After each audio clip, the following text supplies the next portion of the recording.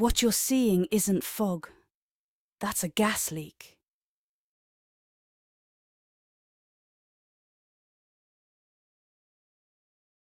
Witness as a spark sets ablaze the wall of mist, transforming it into a surge of flames.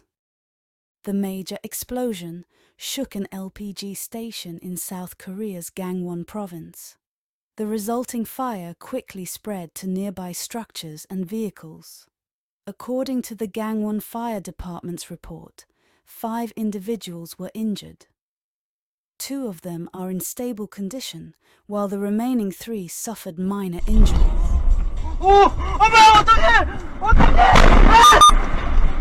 The explosion's force and subsequent fire caused damage to 14 buildings, leading to the evacuation of at least 25 individuals from the area.